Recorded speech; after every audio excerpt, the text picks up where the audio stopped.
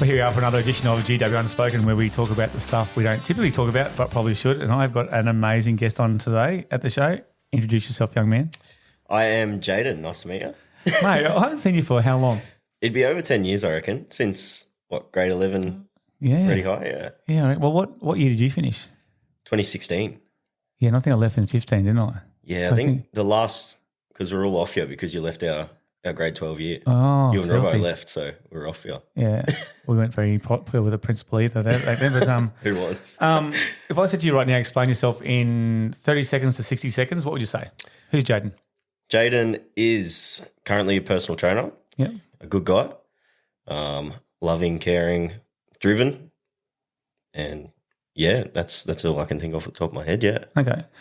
I actually get sick of bringing these people on the show because they have to suck my guts in. These guys somehow get these muscly guys in after me, so it's really good as you get older. What are the standout moments of the rugby league program? You knew this question was probably going to come up. I haven't asked yet. We haven't pre-recorded anything here, but what's your memories of the program?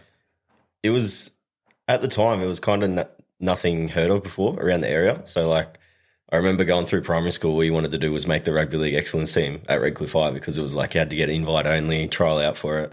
So I think it just felt really, really high standards going into it. Like that first trial day, everyone's like, I don't know if I'm going to make it or anything like that. And then just going through it, it was just like making the friend groups out of it. Like some people you played footy with, you wouldn't talk to outside, but then at school you're training with them every day, doing stuff like that. And yeah, just made friend groups and still, I was telling you earlier, we still got the same friend group from that footy team now outside of school since 2016. So. Isn't that crazy? Yeah. Isn't it crazy?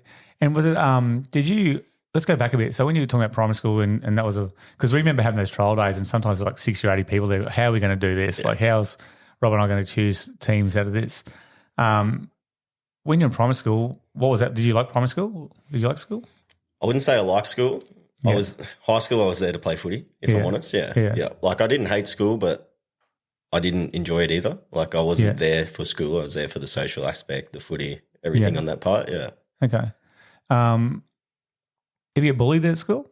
No, I never bullied. No. No. I don't think you wouldn't get bullied, I don't think.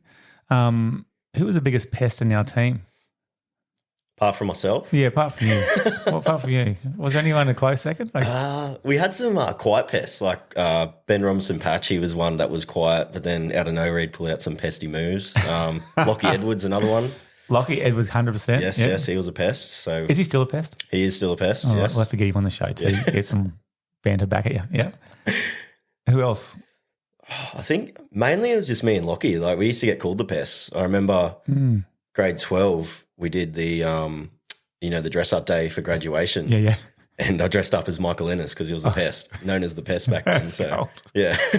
So what were some of your great pesty behaviours? What were some things that you can remember back that you did? Was it mainly just physically annoying people, or what were you doing mainly? I think it was all of the above. Was it? Physically annoying, getting in people's head. Even on the footy field when I was younger, I was a pest. Just used to try get underneath other people's skin. Yeah. Anything I could do to get you ticked off or anything, I'll try it. Yeah. And are you still like that now with your mates? No, with my mates, yeah. Footy field's a different story. I'm a lot more chilled, laid back now on the field. Just don't have time for that kind of thing anymore. So you're saying before you're playing for the Mighty Roosters? Yes, the Mighty Brighton Roosters this year. And pre-season's already happened? They started? Yeah, we started late November last year, and then we had the 2 weeks off over Chrissy and kicked off again a month ago. Okay. Yeah. It'll be nice and hot training there. Yeah, it was lovely. Yeah, not really. And what position are you playing this year? What have you been playing? Since school, I've been playing hooker. Okay. Yeah, so find myself in and out of hooker and lock. Yeah. But mainly hooker. That's where I've kind of been playing the whole since school. Yeah, traveling around playing hooker from Redcliffe to even went down to Newcastle one year, COVID year. Yeah. Went down there to have a crack, but obviously COVID sent me home. So yeah. Okay, timing, hey? Yeah. And what's the best thing you like about footy? Do you like the chance of scoots from half, or was it defence? Do you have a best part of footy? I think for me, I was always a good defender because I was a smaller middle growing up. I was either a second rower or a lock. Yeah.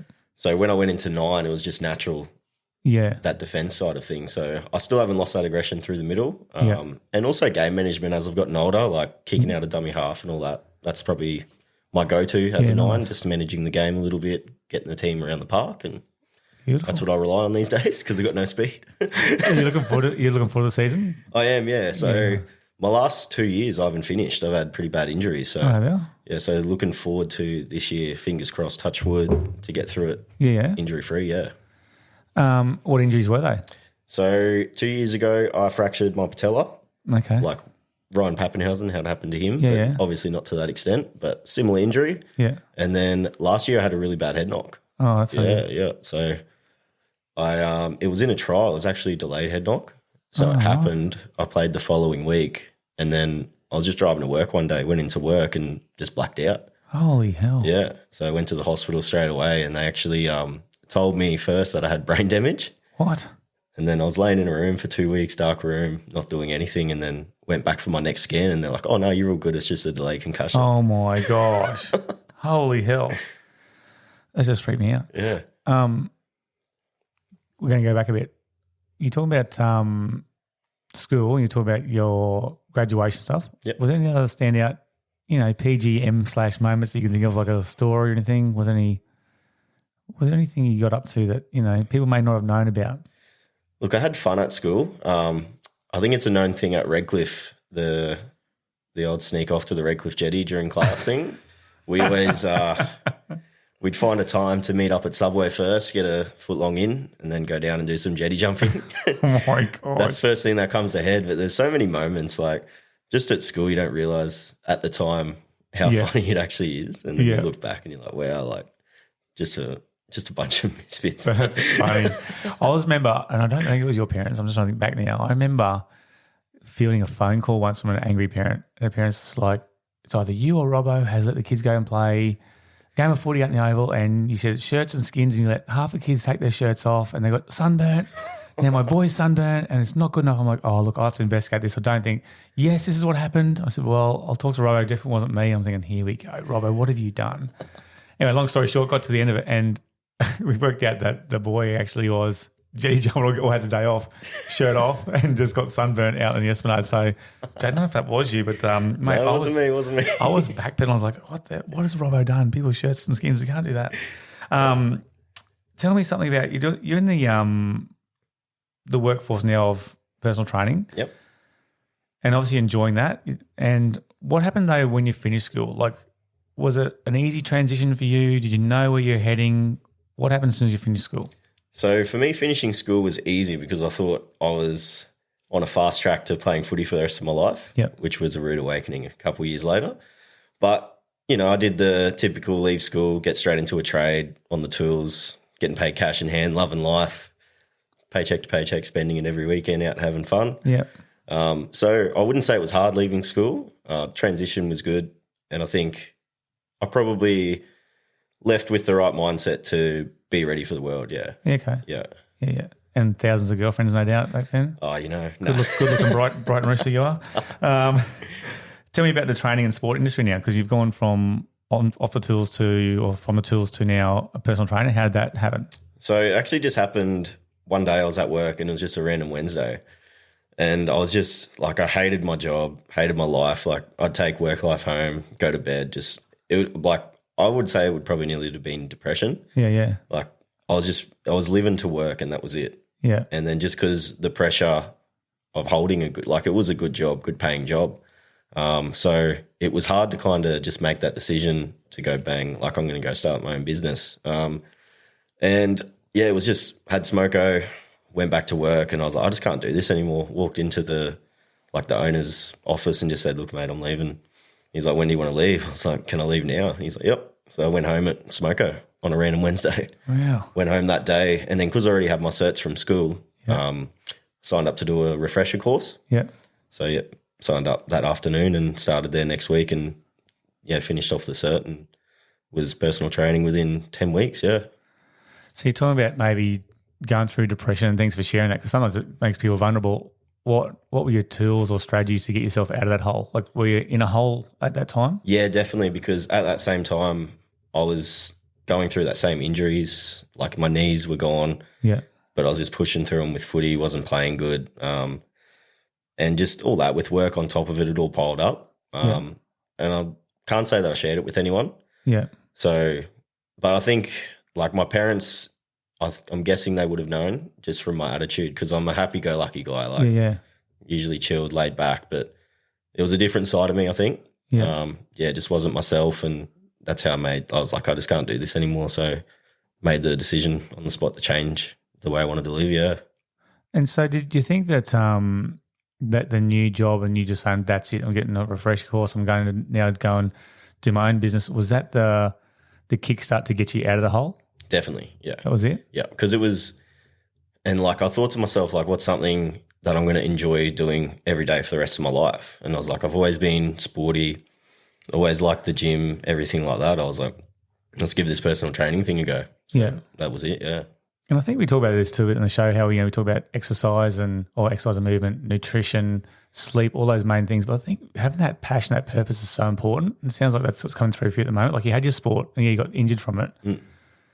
But I just think sometimes, like they reckon now 70 or 80% of people go in a job they actually don't like. Yeah. And it might be for the money or the stability. But you actually had, I guess, the stones to get out and to do that, something different. Yeah. It was a big jump.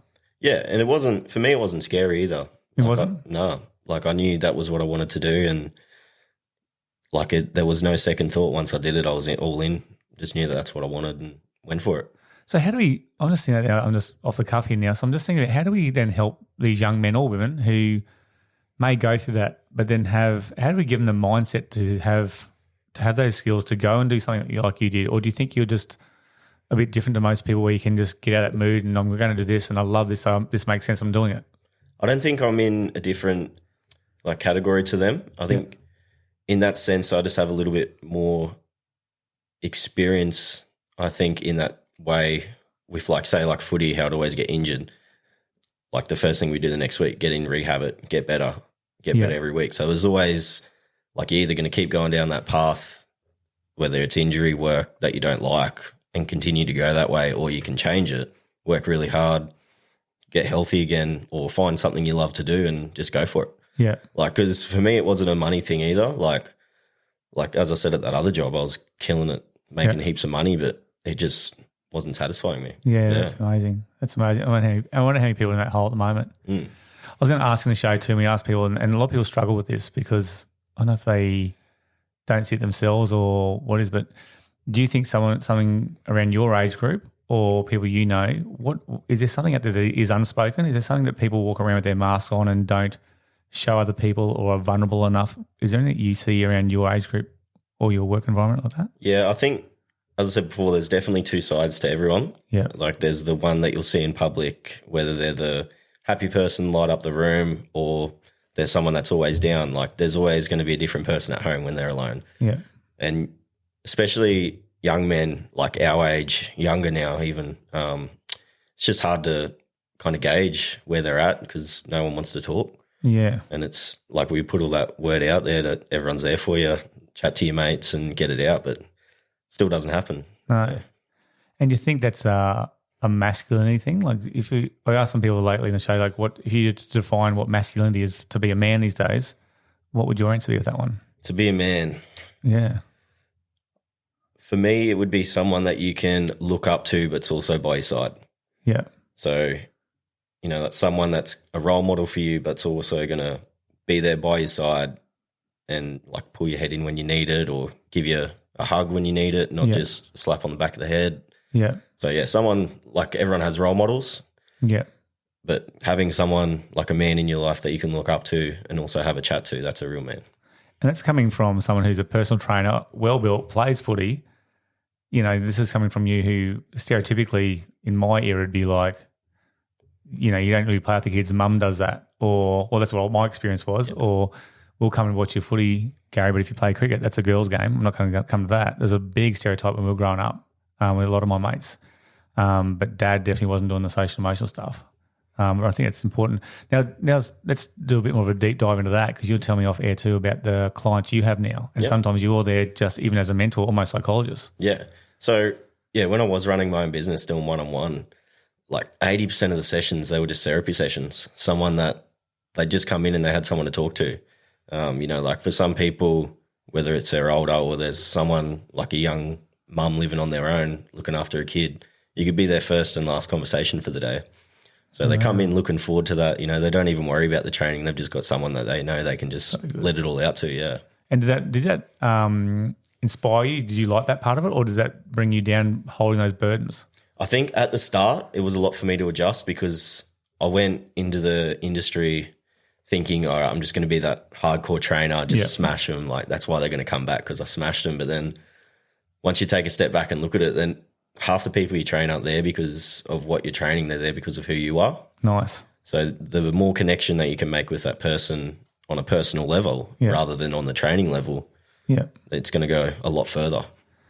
So you talk about connections, and I guess this is what we're all about is those real authentic connections.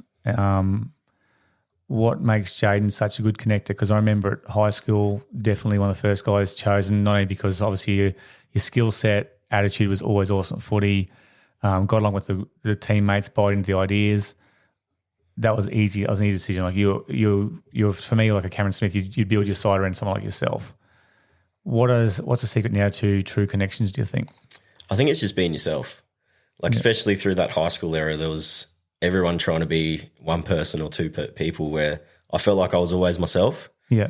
And you either liked me or you didn't, and I felt like most people did. And even now after school, like I remember when I turned like 18, 19, you go out in the clubs and you'd meet someone that you spoke to once at school and they'd be like, oh, I'd always thought you were like really arrogant at school, but now that I meet you, you're really nice. You're like, well, you didn't come talk to me. Like that's right. Yeah. So I felt like I always had a good impact on everyone I spoke to and that was around me. I was always happy, good mood, always lightened everything. So, Yeah, okay. And when people aren't in a good mood, you can probably almost gauge that now with people who come to you, your clients and that. What's the best way to open them up? Like how do we open people? Like you were talking before even about mental health with men. We don't like talking, but it's still probably a thing for us. What are some strategies that you might use to try and get them to open up? So the big question for me is why. Okay. So you can ask someone like why do you feel this way? And they'll be like, oh, I just want to lose weight. Why do you want to lose weight? Just to make myself feel better. Oh, so why do you want to feel better about yourself? And just keep deep diving. And then they actually have to think about why they're putting themselves in this situation. Yeah. And I said to you before, like it can just be that one thing in their brain that clicks that can change a whole new mindset. So I feel like that connection, getting in early and obviously matching their vibe as well. Yeah. You don't want to have someone come in that's real down and you're right in their face like, hey, how you going? Keen for a good session? Like, you want to start low with them, build them up, build their trust first. Like they don't know you and they shouldn't trust you at all. So you got to connect with them straight away, like talk to them on a first name basis, always remember their name, greet them, say bye, everything, all the little things that people forget to do. Yeah. 9 times out of 10 are the reasons why people keep coming back. Yeah. You could be a teacher, mate. You've got all the skills of connection. It sounds good. I like to see you as a teacher, actually. I'd come back as a student. Mum wanted me to be a HV teacher. Really? She thought that's what I was going to do when I left school. I just didn't have the uni years in me. You would be a good connector, though. That's good. How does Jayden at the moment unwind? Because you're a pretty busy guy. So how do you actually unwind? So for me, unwinding is at the moment like podcasts. Used to be big into my music. Yeah. But for me, it's now just throwing a podcast on, whether it's just driving around, going for a walk, laying in bed, anything like that, just podcasting, and just, it sounds bad, but just silence. Yeah, yeah. Like, because especially in my role at the gym, you're like a very extroverted person, and I feel sometimes you can use all that energy in one day. Yeah. So sometimes, and like my partner, when we first started like getting together and everything, she always thought something was wrong because I'd come home and be real quiet, and she's like, "Oh, what's wrong?" I'm like, "No, nothing. Like, I'm just chilling out." Like, yeah, she just thought she did something wrong. Yeah, well, that's what it was like. Like, what's going on? And it's like nothing. Like, I'm just relaxing, enjoying the peace and quiet. Yeah. Try chucking 4 kids in the mix, mate. Enjoy that too. I was going to ask you a really good question then. I was just reminded about you having 4 kids. I'd like to see that actually. What's the music style now then? I know you listen to podcasts, but what is it? Honestly, anywhere from rap to country and in between. Yeah. I don't have one broad genre. I have many that I like to listen to. Yeah. Mainly country at the moment, I would say. You're getting well here, mate. We have a three country song rule in this house. I love it. Oh, jeez. What's a typical day look like? Is there a typical day? There is. So I found myself in a bit of a routine. Yeah. Just with work and footy. So it's usually wake up at any time between 4 to 7. Yeah. From there, get up, have a coffee. I love my coffee, so Nice. that's my first thing I'll do, which is bad. Don't do that, but No. that's what I do. We all do that. Yep. And then, it's just kind of preparing, like getting ready for the day, set out anything I need to do mentally in my head before I go to work. Yeah. So I'm as I said, like routine. Yeah. So I always have a plan going into how I'm going to tackle work or footy or anything like that. Yeah. And then, it's work. So I either start at 4:45 or start at 10:30. Yeah. And then from there, it's just working hard. Once I finish, 3 days a week, I go to footy training. Yeah. Come home and crash in bed. Yeah. And then the other night, it's just the Tuesday, Thursday, it's just same thing, come home, chill out and just relax, So you're doing all that training and with footy and your own personal training as well. You must be eating like a machine, are you? Yeah, I do love my food, yeah. Oh, yeah. I was going to say, holy hell, you have time for that as well. Yeah, got a high intake. That's good. All right, no worries. And no doubt you'll be a calorie counter too, right? No. Oh, you're not? No, so I went through that stage and it's just not maintainable. And for me, I found I was happy where I'm at now. As long as I'm weighing between that 84 to 88 kilos, I know I'm doing well. Okay. Yeah. All right. Yeah. Do you want to talk about before we get into some fun stuff, do you want to talk about where your work is and who you deal with? Because I know you were talking before about some motocross guys offline. So at the end of last year, I moved over. So I gave up my own business and moved over to PEPT Narangba. Yeah. And come on board there, and I've taken kind of control of this youth athlete program that they started up just before I started. So they've brought me on to kind of pick it up and take control of it, look after all these kids from like young ages. So the youngest I think I have there is 9. Yeah, wow. And then from up to I think my oldest at the moment is 16. Okay, yeah. So they're all like, you do have your kids that are just there to fill in time while their parents are busy. Yeah. And then you have your kids that are genuine athletes. Like I have a couple there like that are really good track runners, have really good footy players. But the biggest one that I found straight away was motocross riders. Yeah, like, wow. I didn't know that it was such a big thing these days. Like I didn't hear of it. My old boy was a motocross rider. Yeah, was he? Yeah, loved it and never really like I did love it, but didn't take interest into the part where I could see it actively still running somewhere. Yeah. So to see all these young kids on the motocross, it's like, wow, I didn't even know that was a big thing. Wow. Yeah. So okay, you got these people coming in for the athletes program and then from motocross and sprinters and different athletes. How do you train them the same? Like, do you do similar core workouts or do you have to do personalized programs? Like, how does it work? So with us, our big focus is like developing that, like the athlete up. So a lot of them you'll know are like hunched over. They got that hunched back. So a lot of it's actually that core development, posture, correction. Okay. Then you have your athletic movements in there as well, but it's mainly just getting them in there, knowing they're in good hands, and giving them what they need, not what they want. Okay. Like I found it hard at the start to find that assertive coach and the fun coach looking after kids. Yeah. To try and mix the two. And I'd say I've only really found it recently as well. So like it's almost being a dad to them, but also their teacher at the same time. Yeah. Yeah. Well, like the fun uncle and the dad. Yeah. So like you've got to keep them because they're still young. They still have that short like time span in their mind. Yeah. So you've got to keep them interested, but then also teach them like, like if you keep doing this, you're just going to get better and better. And like some of the comments I've had from parents is just unreal. Like I remember a couple of weeks ago, I had young kid's mum come over and she's like, so-and-so went back to training tonight and he was just a whole different person, like killing it, running with the adults and so fit. And then on the other side, we had one and he's like, his teacher actually trains at the gym as well. And they were pretty much saying like, like he was a bit of a troublemaker at school, but since he started here, he's pulled his head in, completely different person. Yeah, she wants to bring, lives, mate. bring her kids in. So yeah. That's so good. Yeah. And if you're believing like Tony Robbins says, he says the most important thing for anyone is their mental health and physical health. And they go hand in hand. And what I like hearing from you is that even when you're talking with some of the elderly people who come in, I think you gave an example of what the mums who come in who you might be the only person who talks to them all day. I think that was sort of approach. Rob and I had a different skills approach when we came to footy programs because he was more about his experience was skills and like he's unbelievable. where mine was more about let's get to know people and try and get them to gel. And I think you got a really good balance what you're doing right there. Yeah. Well, I found that too. Like you said, what did I take away from the school program from footy? Was that too, like finding that happy balance between like being that social connector in the team. Like I think like my last 2 years there, I was captain. Yeah. And that wasn't because I was like the greatest player, the greatest leader. It was just because I knew how to get everyone together. Yeah, that's right, yeah. Like I was really good at that, like motivating a group. Yeah. So, and I feel like it translated over to me now in my personal training, yeah. Yeah, and then you're looking at with 9-year-olds all the way up too. Yeah. That's amazing, mate. It's a massive skill set and it's huge. Are you ready for a bit of fun now? Yeah, always. Okay, this is good. All right. Mate, you just blow my mind. It's so good. You're so switched on. It's so good. I can't even claim any of this, but it's good. Yeah, because you didn't even teach me. Oh, I didn't. Well, the league I did, so surely that could count. Here's some things. First thing that comes to mind. Yep. Okay, you ready? Sport. Fun. Girls. Cute. You say fun again. Work. Fun also. Okay. Love it. Yeah. Yep. Your independence. Solo? Yeah. I don't know. School. Not so fun. Okay. Your future. Bright. Okay.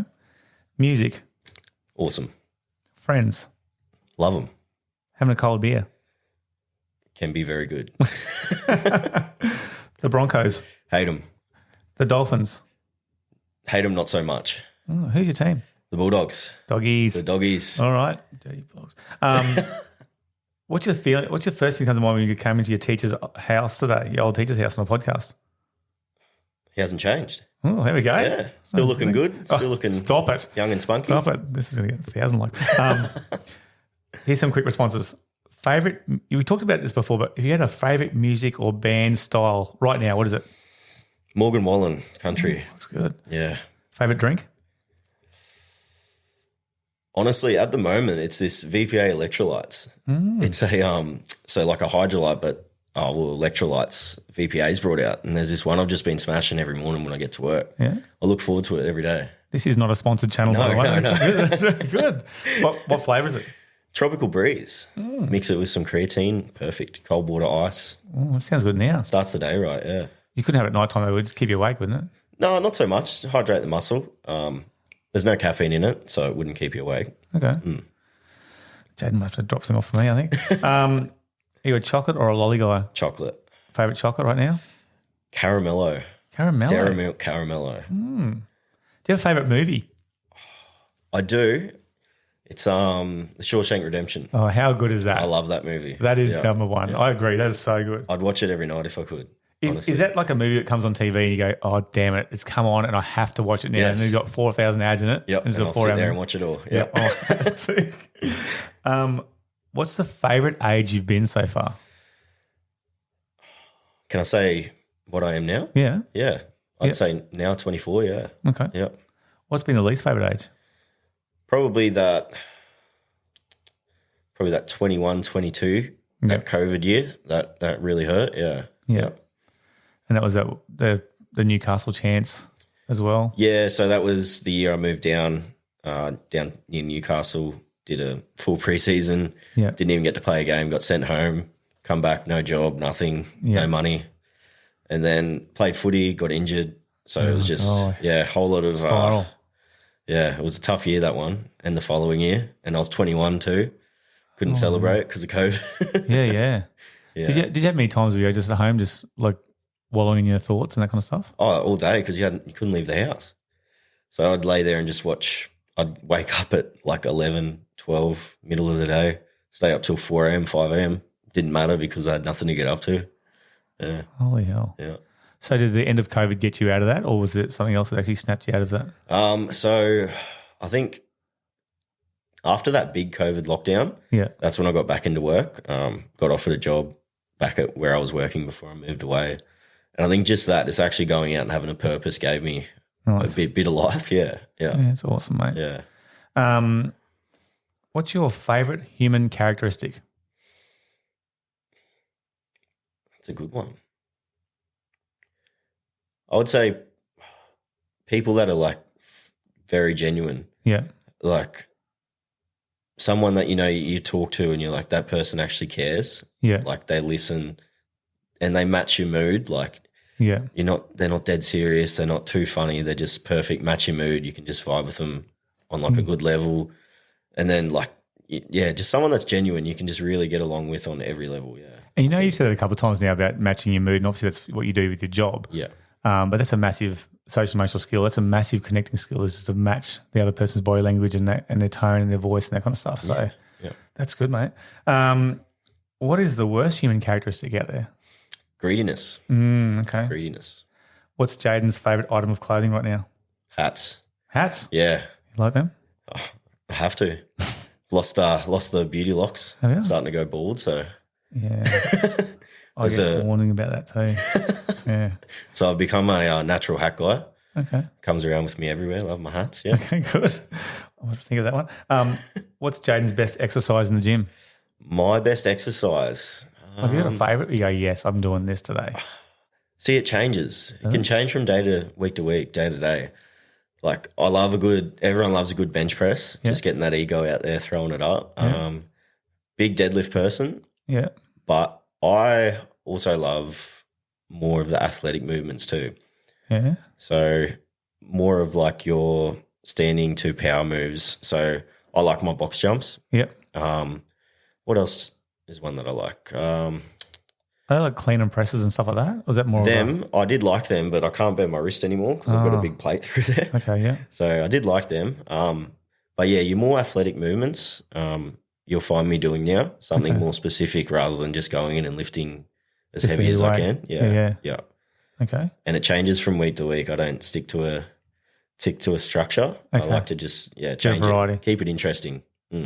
Is there ever an exercise that you don't like doing? I think Bulgarian split squats because my knees hate me. Oh my gosh. If you could be someone famous right now, who would you be and why? Taylor Swift. Yeah. Obviously.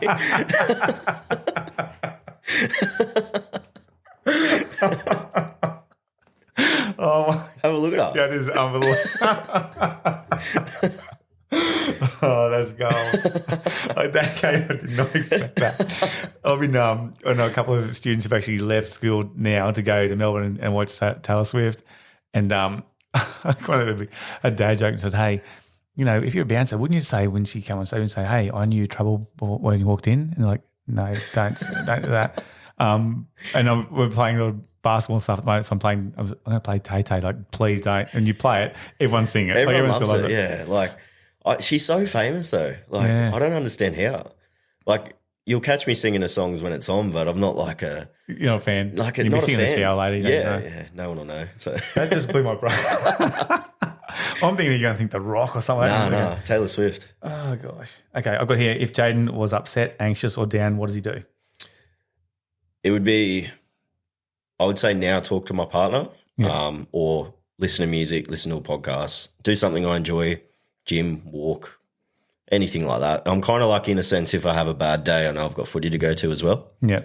I mean, sometimes it can make you feel worse, but most of the time it makes you feel better going there. Movement, exercise. Yeah.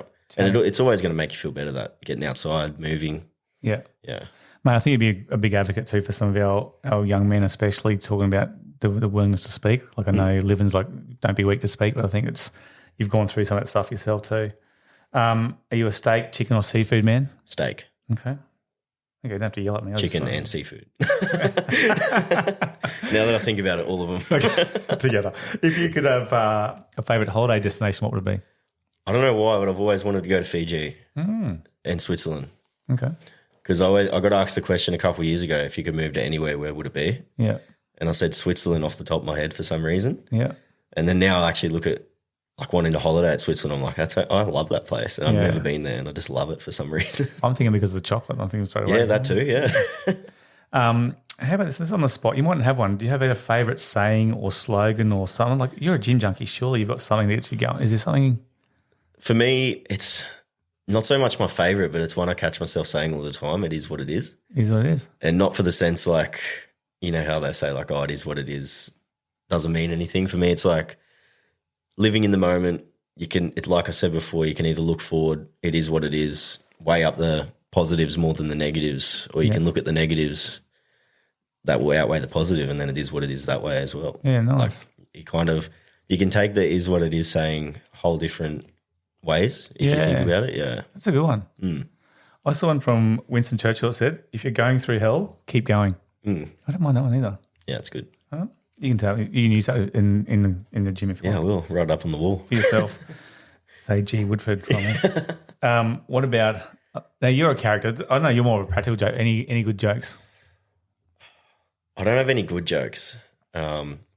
We have a thing at our gym where we like to lighten the mood with like a bad joke. Yeah, go on. So the one I had recently was, and I got it off Google because I just search them up the same and see if I can get reaction. It was what do you call a fish wearing a bow tie? What? Sophisticated. Oh, that's not bad. That's good, hey. That's good. I might use that tomorrow, actually. Yeah, that's a good one. Yeah. And if someone blames, we can blame someone else. Why did the egg go and hide? Why? It was a little chicken. That's bad. I'm going to steal that one. All right. A couple of last ones to go. If you had your last meal, what would it be? You're on death row. It's all over. It's all over for you. Yeah. And you can't say smorgasbord. You got to say, what are you going to have? Probably get like a 12-pack of Krispy Kremes. Would you? Honestly, yeah. No way. Yeah. They're like my little kryptonite, hey. Oh. I go and I try not to fill up at 7-Eleven because I pull in there and I see them in the case and I'm like, oh. I think I've ever had one. Really? Krispy Kreme. Yeah, no, they're good. Okay. Cookies and cream one. All right. I wanted that. I'm going to write that down. You're down to your last $10. What are you buying or spending it on? Probably going to put it on whatever Jimmy Mac's riding at Randwick on the weekend. I was thinking coffee, but okay. Rightio. Okay, some tips coming through here, listeners out there. Yeah. All right, and my favourite question I like to ask people is, you're stuck on a deserted island. You can have anyone you want to go with you. You can have 3 people. Who are you going to take? I'll give you a word of advice. Like I had my nephew on here yesterday. He said, I'm only taking 2 because if there's a chance to build a raft, there's less of us to get off the island. That's pretty good, actually. Smart. 3 people, and who are they and why? So first one, there's this guy on YouTube that's really good at stuck on a deserted island for 10 days and finds his way out. So he'd be on there. That's smart, yeah. Yeah. And then I'm pretty sweet. I can just bring my partner. Then we can have a holiday. Yeah. Bring the dog along because he's going to get us out there. All right, so the dogs count as the third one? Yeah, we'll count the dog in, yeah. That's nice. Yeah, I don't mind that. That's pretty smart, actually. Yeah. I like it. We'll use it as a holiday. He does all the work, gets us out of the deserted island.